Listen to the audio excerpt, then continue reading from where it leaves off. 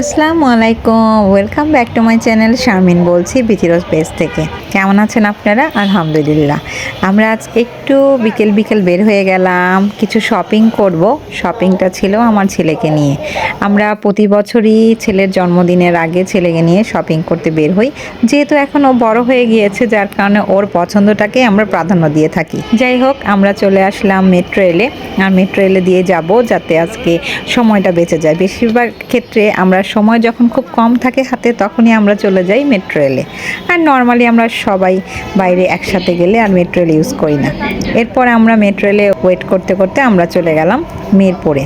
মিরপুর 11-তে গিয়েছিলাম, সেখানে একটু শপিং করব। একটা দোকান ছিল, সেটা আমাদের খুব পরিচিত অনেক আগের থেকেই।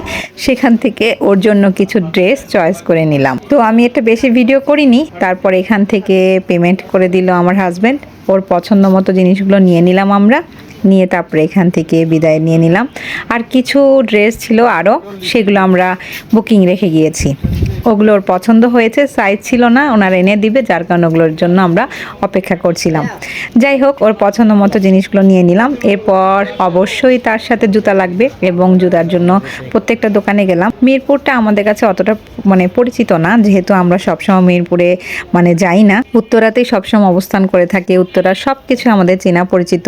এই জন্য মিরপুরে কিছুক্ষণ ঘোরাঘুরি করলাম, অনেকগুলো জুতার দোকানে গেলাম, কিন্তু আমাদের তেমন একটা পছন্দ হলো না। এরকম ঘুরছিলাম, অনেকগুলো দোকানে দেখছিলাম, বেশিরভাগ জিনিসগুলো দেখছিলাম একটু পুরোনো টাইপের, তো আমাদের কাছে ভালো লাগছিল না। আমরা একটু লেটেস্ট মডেলের খুঁজছিলাম সবকিছু। যাই হোক, ঘুরতে ঘুরতে অনেকক্ষণ পর আমরা বের হয়ে গেলাম, যেহেতু বিকেল বিকেল। তারপর একটু খাওয়া দাওয়া করব, তো সামনে থেকে টেক আউট পেয়ে গেলাম এবং সবাই চলে গেলাম। ভাবলাম একটু রেস্ট নিয়ে এখানে একটু হালকা কিছু খেয়ে নিই।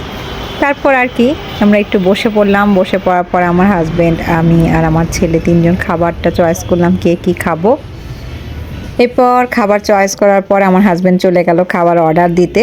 এদিকে আমি আর আমার ছেলে বসে বসে গল্প করছিলাম, আড্ডা দিচ্ছিলাম। কে কি, ও তো আবার গল্প করতে বসলে ওর বিভিন্ন কথা মনে পড়ে, সেগুলো বলতে থাকে।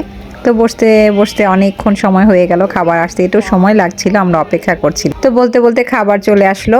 আমাদের খাবারের মধ্যে শুধু বার্গার অর্ডার করেছিলাম, আর সাথে ছিল মিট বক্স আর ড্রিঙ্কস।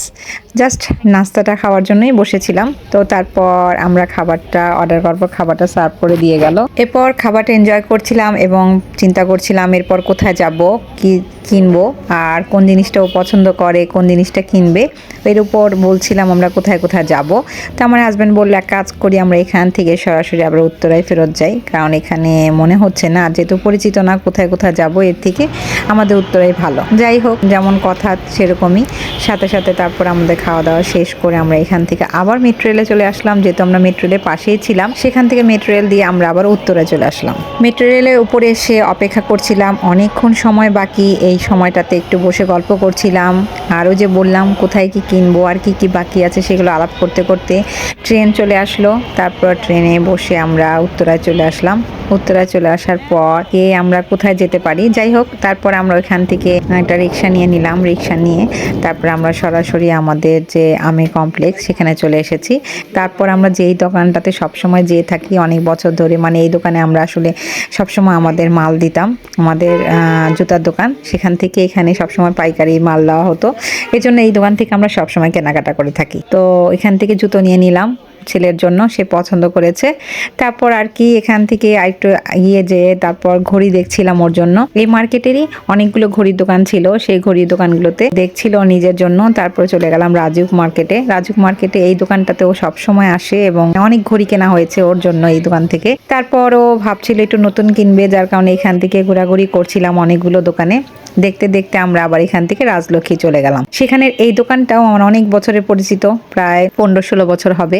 এই ভাইয়া দোকান থেকে লাস্ট পর্যন্ত ওর পছন্দ হলো একটা ঘড়ি, সেই ঘড়িটা পছন্দ করার পর আমরা নিয়ে নিলাম। ওর কাছে ভালো লেগেছে, এটাই সবচেয়ে বড় কথা। তারপর আর কি, এখান থেকে কেনাকাটা করার পর আমরা চলে গেলাম নিগার প্লাজায়। সেখানেও একটা কসমেটিক্সের দোকান আছে, আমার খুব পরিচিত, আমি সব কিছু ওনার এখান থেকে নিয়ে থাকি। তো ওখান থেকে ওর জন্য একটা পারফিউম পছন্দ করলো, সে খুব খুশি, মাশাল্লাহ, সে তো অনেক খুশি। তার শপিং করা শেষ। তা আরও কিছু কিনতে বলেছিলাম, তোমার আরও কিছু পছন্দ হলে নিতে পারো, কিন্তু বলছে না, আমার এটুকুই যথেষ্ট। এই তো ছিল একটা ছোট্ট ব্লগ, আপনার সাথে শেয়ার করলাম। ভালো লাগলে অবশ্যই লাইক শেয়ার করতে ভুলবেন না। এ পর্যন্তই, খোদা হাফেজ, আসসালামু আলাইকুম।